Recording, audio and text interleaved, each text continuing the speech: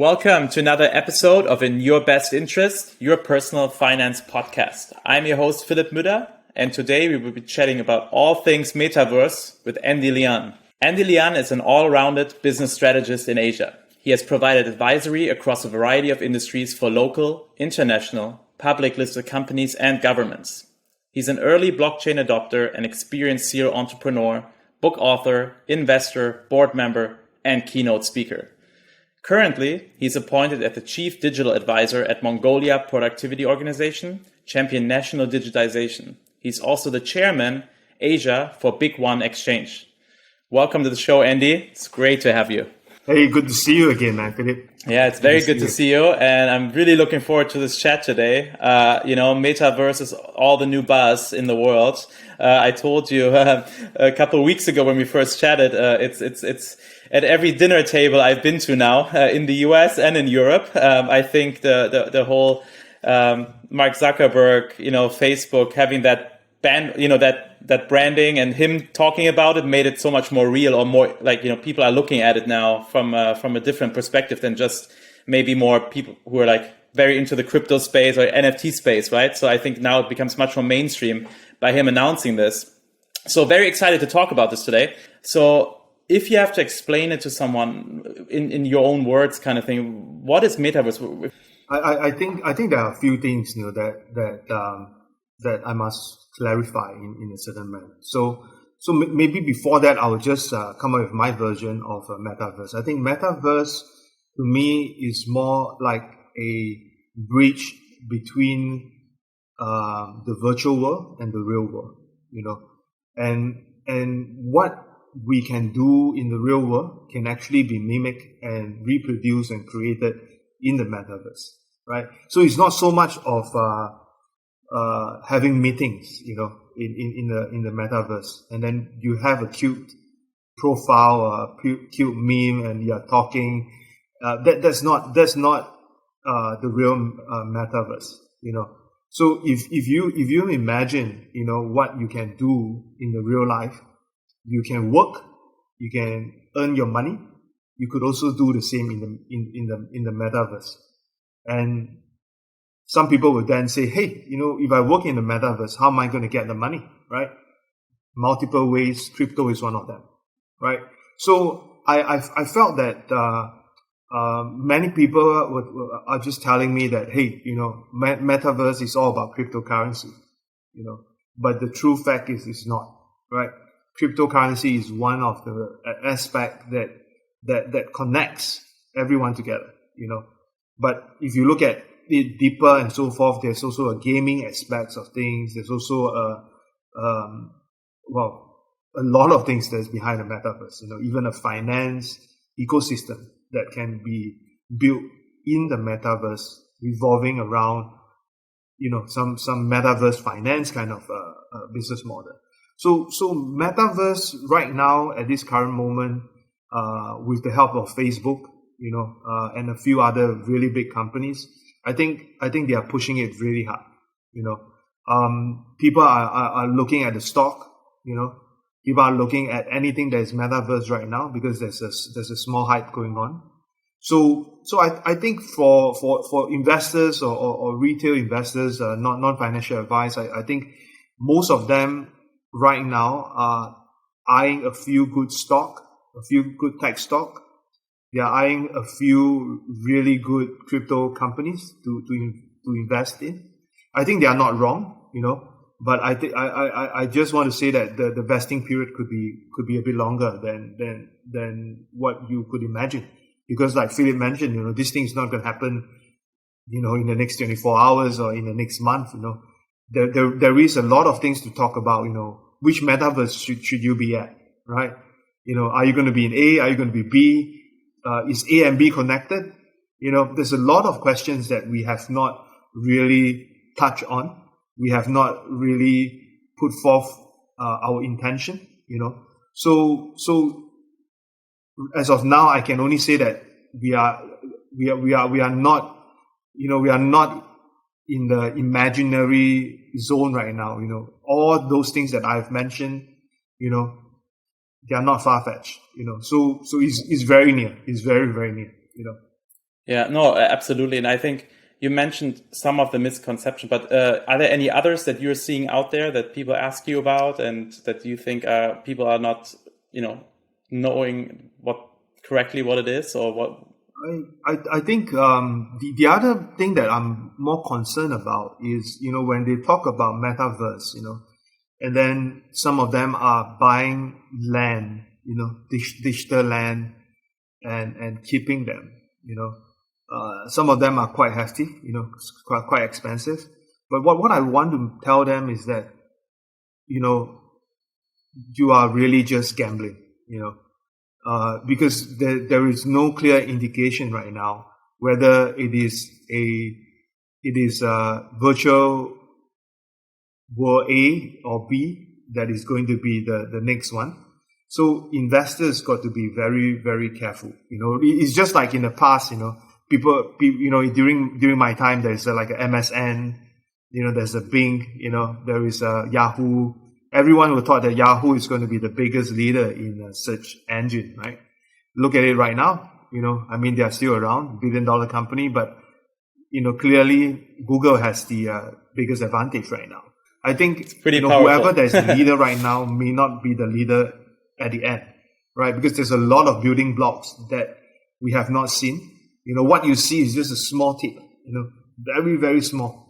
So as we progress on, when things are clearer, I think that would be a better time for people to ape in, to invest in, and things would be a lot clearer, from an investment perspective. But from a technology perspective, I think most of us who are more tech savvy, we are very clear, what the metaverse is going to be doing, for all of us in the shorter time frame and in the longer time frame, So that part we are very, very clear. Yeah, and I want to get into that and to be clear about what the technology is. But before that, you mentioned it a couple of times, and I think it's very, very important, right? To ask that question because we don't understand it yet. But will it be actually a metaverse? Is it the metaverse, or is there multiple metaverses? Right? Because I think what I'm questioning right now is it going to be, like Apple has the App Store and iOS, and Google has the Android Store and Android, and they are always going to be separate in a way, but they communicate on the internet. So is it actually the internet that is the glue between all of these different entities, or is it going to be one one space that owns it all? Right? Like if you're Apple, you cannot be in the metaverse of Android or Facebook, for example, right? I feel like it's probably it might start in each of those sections, but ultimately it's the next version of the internet, right? To me, that's at least what I'm understanding. What are your thoughts on that? From a more idealistic standpoint, I think it is good for everyone to work together and unite. Then that metaverse would then be like instead of having the analogy of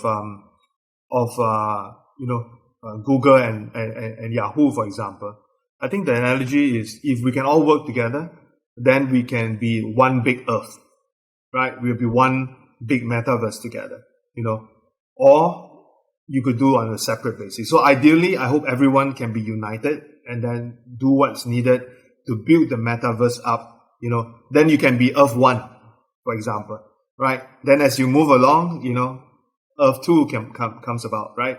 Earth 3 and so forth. So my view is ideally it should be like that. Instead of, you're America, he's China, I'm Singapore and things like that, instead. So I look at it as one whole Earth, So ideally it's like this. But before we can reach to that state, we should be looking at what you have mentioned, is that there will be clusters, right? There will be small clusters here, small cluster there.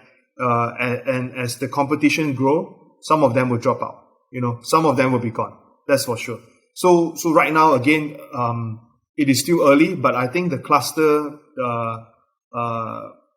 strategy is going to be here for a while. So we have companies like maybe Decentraland or Sandbox, that are taking the lead right now.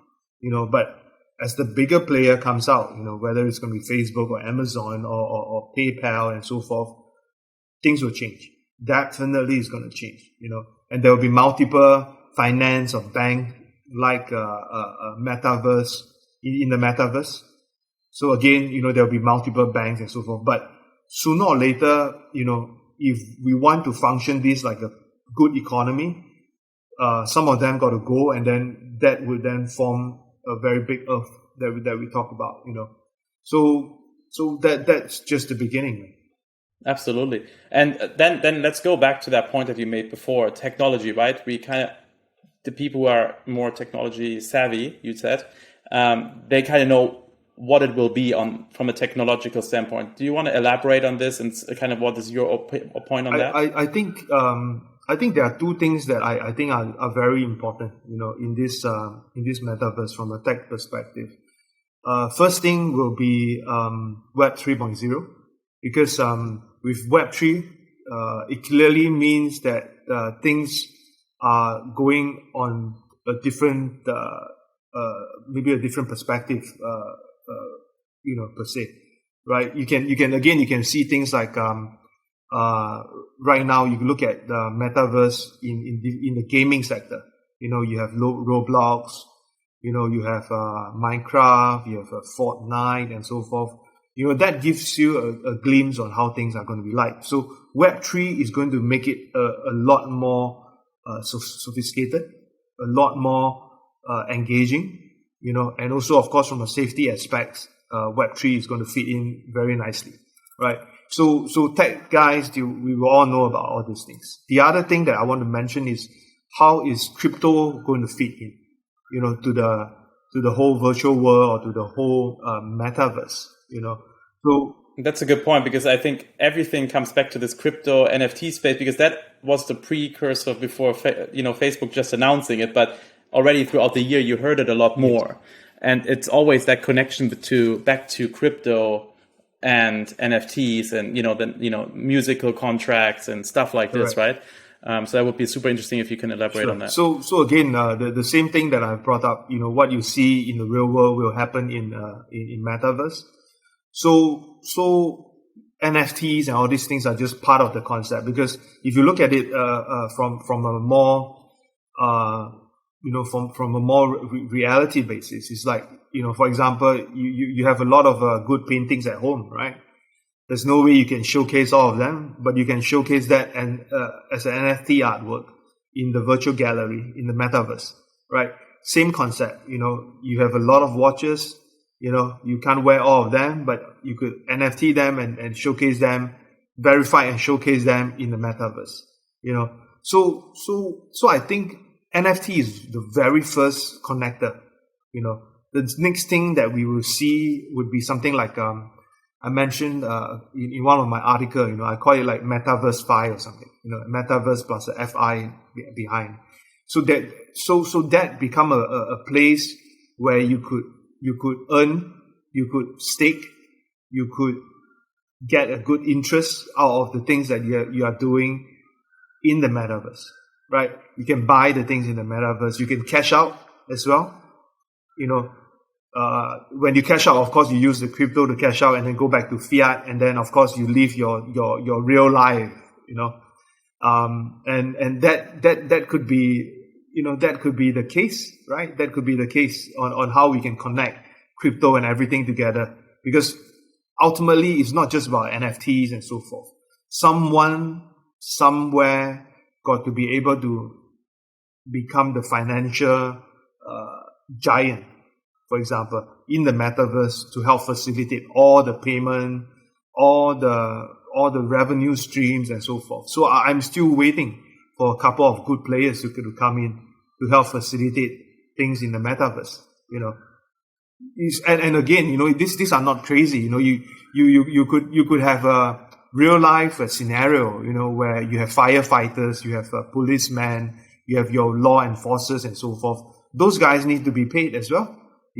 Paid by who? Paid by the metaverse creator, right? So everything will be very real, in the metaverse. It's not just about AR, VR. You can literally live your life virtually, on the metaverse, earn the money, do what you need to do, even from an education standpoint. So this is just, again, there's no limit to what we can do in the metaverse. No, absolutely. And I want to go back to tokens and crypto inside the metaverse here in a second. But you did mention really quickly VR and AR, right? Because I think it's might be one of the misconceptions, maybe not. But that's the one thing that everyone asks for. Is it just something, it's like close to the Matrix, right? We get hooked up to something. We go into metaverse for 10 hours and then we come back out of it into Ready Player One style kind of metaverse. That's where people are, that are not so sophisticated probably or not so into the topic are thinking that's what it's going to be. Because obviously, again, right, people listen to the news and they saw Mark Zuckerberg with a headset on, right? So is that necessarily that VR and AR headsets have to be involved in this or not? To be real honest, I personally, I don't think so, to be honest. This is just additional hardware that you talk about and so forth. It's just like when, people will tell me, hey, Andy, things will get really very real, in the metaverse. Very, very real. You got to wear your headsets. You got to be in a special chair, where you could really feel everything and so forth. I said, well, that is a really good thing to happen, But then, is it necessary? I think it's not necessary, right? There's always a mouse, there's always the screen. As long as you can hear, you can see, you are in the metaverse, man. There's nothing going to stop you from that. But I had a conversation with one of my partner, She was telling me, we right now we are all restricted by our physical body, right? We go old, we grow sick and so forth, right? But in the metaverse, there's no such thing, right? If it continues to be like that, how about, connecting our mind into the metaverse, So when the physical body goes away, your mind activities are still in the metaverse, That could be a new metaverse, right? It means that in the metaverse, you are always immortal, right? While the real person could be gone, right? So that could be another phase of metaverse, right? And that could be something Elon Musk, is interested in, right? We talk about all the different things that sounds a bit like sci-fi right now, but it can happen, and that is the extreme end of the other side of metaverse. Who knows? Yeah, so it's not necessary, but it's like it's part of the interaction. Then I guess, right, the VR AR aspects of it. So, do you think then, in terms of short-term, long-term, right, developments that you see within this topic, in the beginning, like I told you I have an Oculus Quest, right, the first version, because I like to try things out. So I haven't really touched it that much, to be honest, because it's kind of boring so far. Yeah, see, exactly, right? Because I think it's okay, you can move around, but yes, during COVID would be nice, but then my friends don't have it, so they can go, it's, I think it's more for playing right now than anything else, right? How do you see that changing in the short term and then in the long term? I think, again, if you are talking about the specific product, if all your friends has it, then it seems like a necessary tool, right? But if your friends, do not have it, everyone can just function on a mobile phone, to be very honest. A metaverse is not restricted to, again, what you see.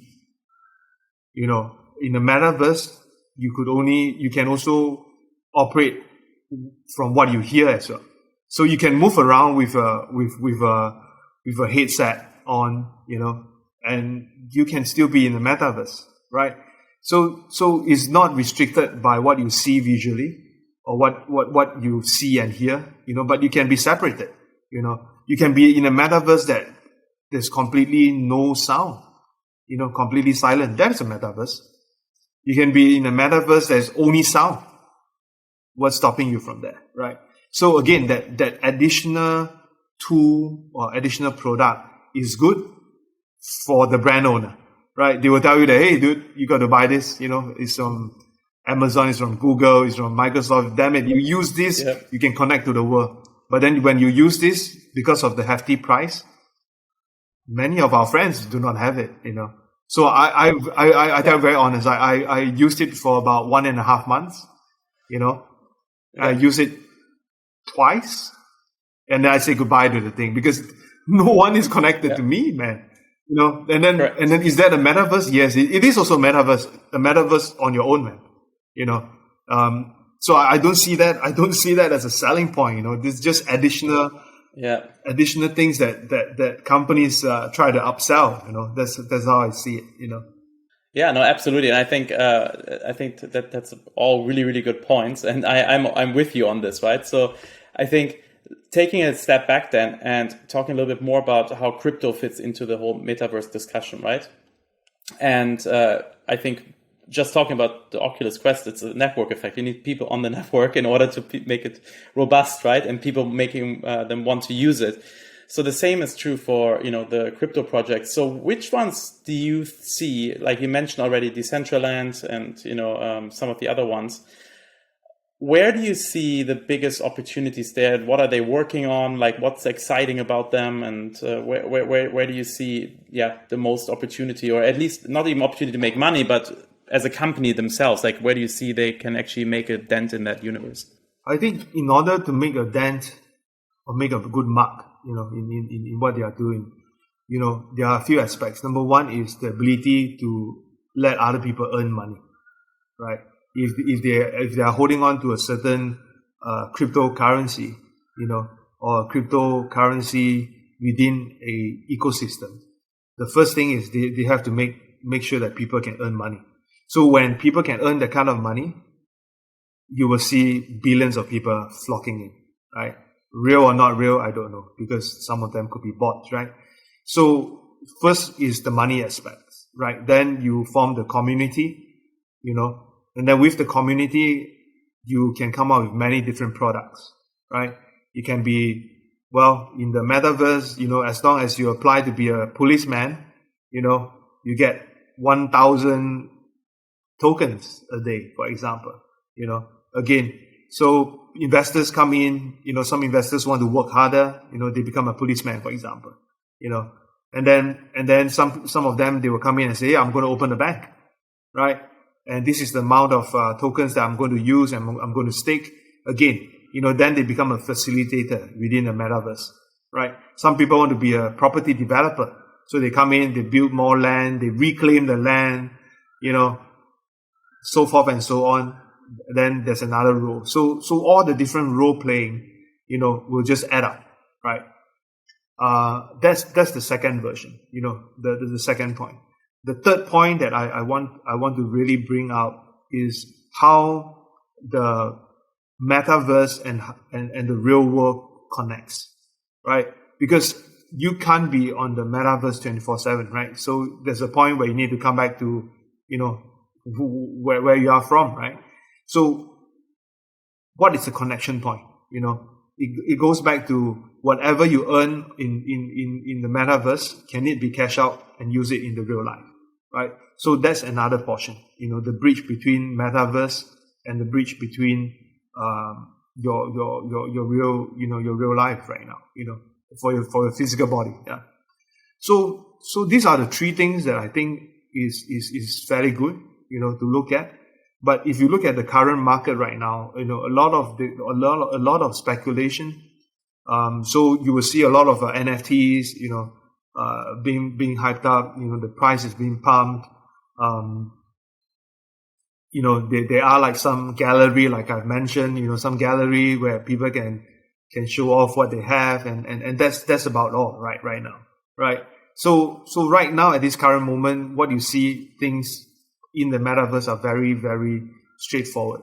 Either you play a game, either you do an NFT, either you show off some properties that you have. This is just the beginning. So whatever I've mentioned in the point number 1 and point number 2 has not really happened yet. So I'm still waiting for that point to come.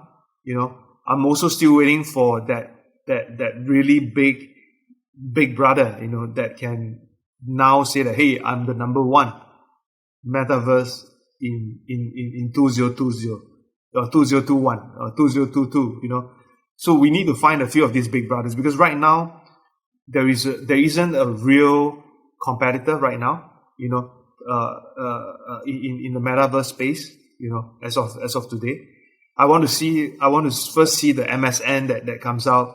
I want to see the Yahoo, then maybe the Google is going to come out. So there is a certain phase for it, So right now I've not seen that yet, until we see that first big competitor, rolling things out and people are using, then I think things will get really exciting. Whether it's the price or whether it's the adoption, things will get really exciting, after this. Yeah, no, absolutely.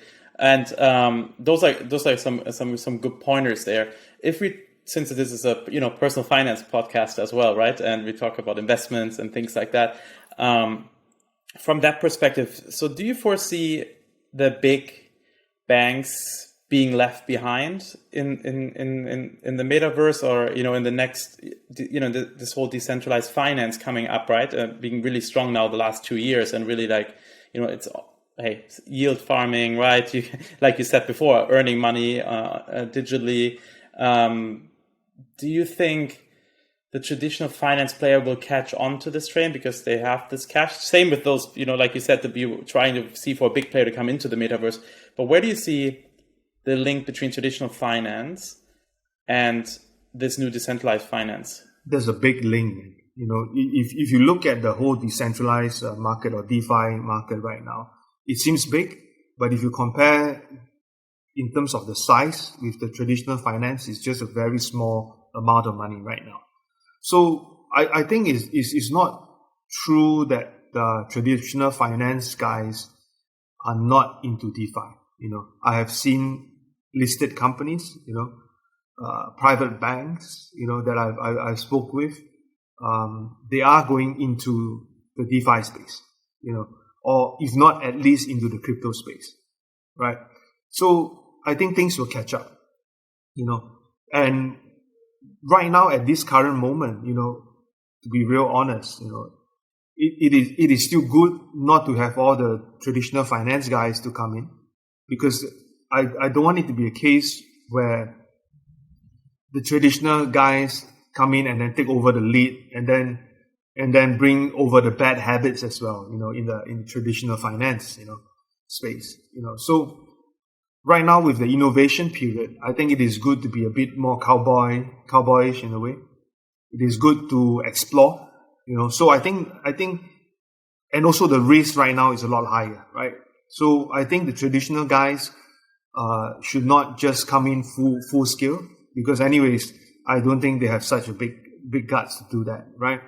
They shouldn't do that, but they should already start to look at crypto, invest small amount into certain companies and learn from them, right? Because what we are doing in the DeFi world is not too much different from what we see in the traditional bank or traditional finance services companies. But it is how we operate, how fast things are, and the speed alone is something that traditional guys will not understand. They will think that, hey, this is a Ponzi scheme. This is a Ponzi scheme. Yeah. Well, to be honest, many startups, including those who are big right now, right at the beginning, everyone is a Ponzi scheme, right?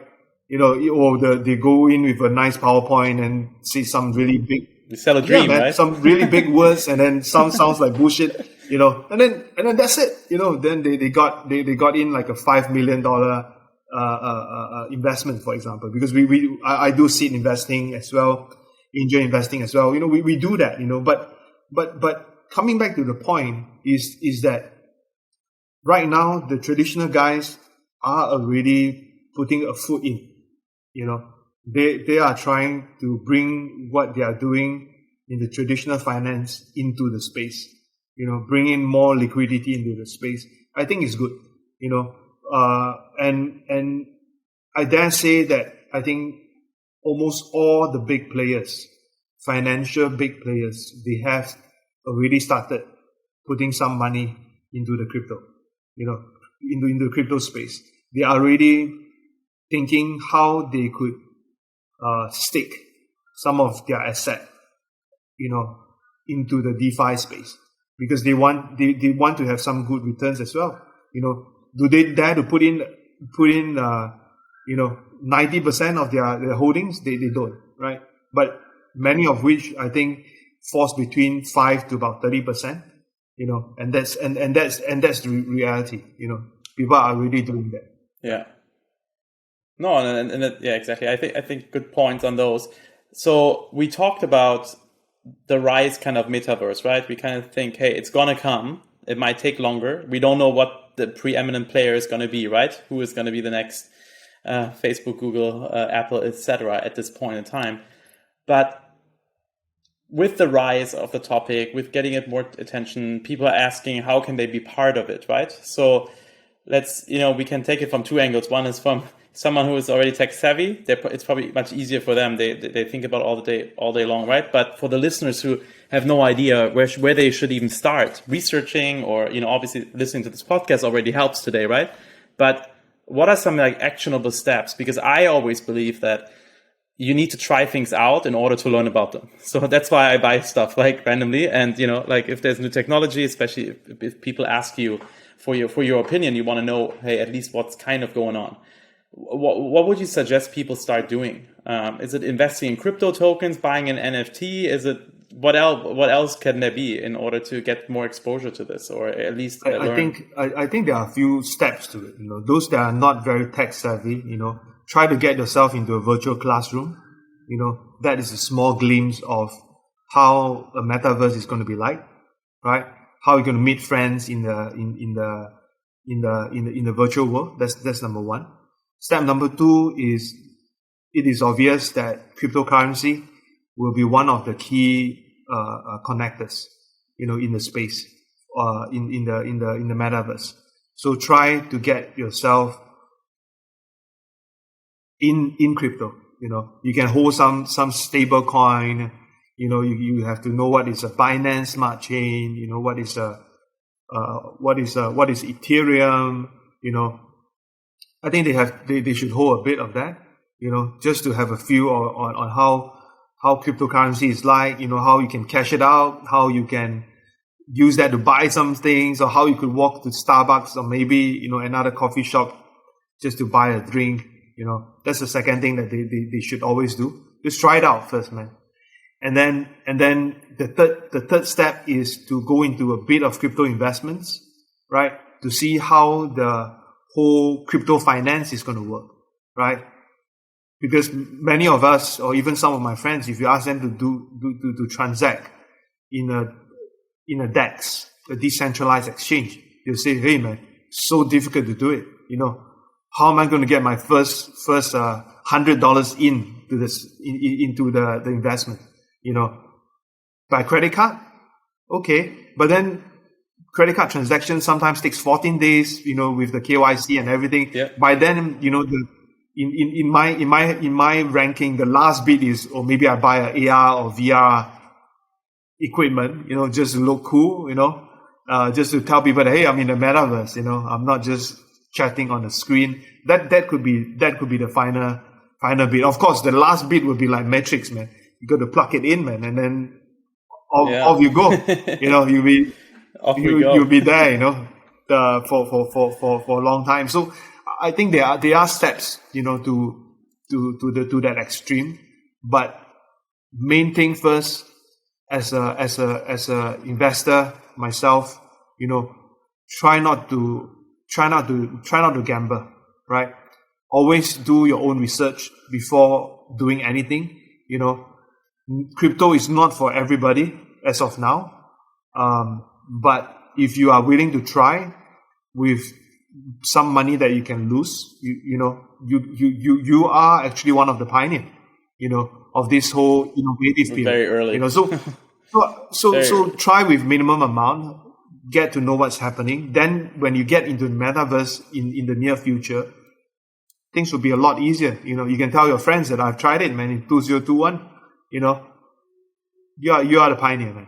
Yeah, no, absolutely. And you mentioned, exchanges. We talked about the KYC thing a little bit as well, losing money, or should they have it in the exchange or not, right?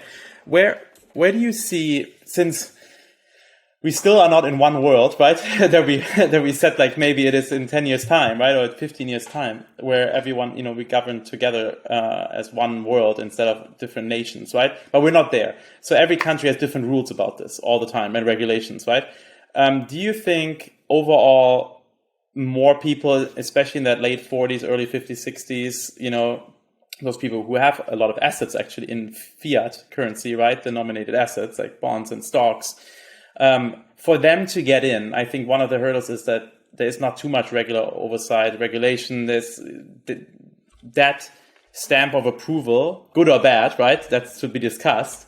Do you see this coming, or will it be very difficult because of all these different countries, right? Everyone is going to do it differently, but that should probably drive adoption as well, right? Because I know a lot of people fear regulation, but in one way, it could actually drive a lot of adoption because people will trust it more, right? Yeah, I'm actually one of the first few guys who are very much pro-government, for crypto. Many of my friends, they want things to be decentralized. They said, screw the banks, screw the government, and so forth. But that could happen, but not now. So we got to be good buddies with the regulators, because regulators are the one who set the rules in the real world. They help to accelerate things. They help to accelerate adoption. They help to indirectly finance the crypto world as well, right? So I don't think that we should fear regulations. And crypto being borderless, there's no boundaries in some ways between the countries. What I do see in the shorter run is that those people who are more tech savvy and willing to take up the risk and know the regulation well enough, in their own country, they will start to invest. I've seen a big new influx of new users, from all over the world, registering themselves on exchanges, reputable exchanges. I have friends around me and so forth. They do that is because they felt that some of the returns that they get back in the real world are not as great. So crypto could be a way for them to hedge some of their finances, right? If they have this kind of mentality, not the god of gambler mentality where they just show hand and so forth, I think those guys would be doing well, right? As you start to experiment as well with the crypto market, you will realize what is your risk appetite, right? Are you going in for 1x, 2x? I think it's highly okay, man. Not difficult, right? But if you are the greedy ones, I have friends who made maybe 20 million, in the last bull run, the previous one. Right now, they are poor, man. You know why? They forgot to cash out, man. They forgot to convert it into a stable coin, for example. They didn't do that, right? Because they were hoping that a certain coin can go up to 1,000x. Is it possible? Possible, man. Possible, man. But you are sticking 20 million and getting right now left with maybe 300,000. That's a big difference, man. Right? So big difference. So as an investor, real investor, you got to weigh the risk. What you should do next. And if you're not greedy, you come out with a 10x, God bless everybody, right? If you want to stay and wait for it to be 1,000x, okay, possible, but then you got to God bless yourself, because I'm not sure when that's going to happen, right? So my advice is, apart from doing good due diligence and research work, you got to set a certain target for yourself. When are you going to exit? Are you going to be the greedy guy, or are you going to be the smart guy? Or are you going to go 1,000x or nothing, right? So it depends on individual risk appetite, but for beginners, I think just set a low low return, and then just go with it. Once you sell it away, don't think about it anymore, man. So that's how it is, man. If I keep thinking about the things that I've sold, I could be a billionaire, and then right now I'm not a billionaire. Well, I would get them depressed, man. So we just got to set the right goals, man. Totally believe you, and I do, because we're gonna wrap it up not too long from now. But I have a few more questions that I want to get to, and I want to actually get back to you kind of mentioned asset allocation. I want to get there in a second, but before that, we talked about how they can be part of it, right? How they can try it out, how they can be part of the metaverse and this crypto space in general. But is there anything, because that's what I get asked a lot actually, how do I register myself almost on the metaverse, right? Like, having an email domain on the internet, right? Do I need to have a web domain? Is there something like this in the metaverse? Do I, like for my own identity, how do I trademark a brand or a business in the metaverse? I think that's what people are now thinking about. Like, oh, this is the next thing. Or if I do want to make money on there, how do I, one thing is trading, but if I want to earn money with a product or a service or a business model, is there already such a thing? They you are. Can trademark things or not? They are. Okay. They are. If you look at it from a perspective, a business perspective, yeah. The big brands, Louis Vuitton, for example, they are into NFT, right? So NFT is already a step for them to enter into the space, create their brand, create the brand awareness, and then sell it. You could sell a T-shirt, in the real life, you could sell the same T-shirt in the metaverse, right? So are there things like that happening? Yes, there are. Right? Is that going to grow? Yes, it is going to grow, because as you see, more brands are using NFT as a stepping stone to the virtual world or to the metaverse, right? So we will see a lot more of this. And then you ask about your identity and so forth. I think just to be safe and so forth, you could use your own wallet as a login, right? We are all moving into Web3 and so forth, right? So the wallet can be your identity, and then the wallet itself will help you to navigate across multiple worlds, right? There's no need for you to have a bank account, for example, in Switzerland, bank account in Singapore, then you could transact. No such thing, man. That one wallet potentially connects you to all the virtual worlds, all the metaverse, and with that wallet itself, in some of these metaverse, they also empower you to create, right? If you buy over the building, you want to have a makeover of the building and you call it yourself Chanel, that's possible, right? So that's how brand building starts, right? It depends on the services that you are providing. If you have enough, for example, if you have enough cryptocurrency, you can go in and become a bank. Who is going to stop you? No one is going to stop you. Do you need to get a license right now? Well, I'm quite sure that these metaverses, they do not have any form of license. They don't have license themselves, right? So in the world of metaverse, as long as you have the money, you can create anything you want. You can be the bank.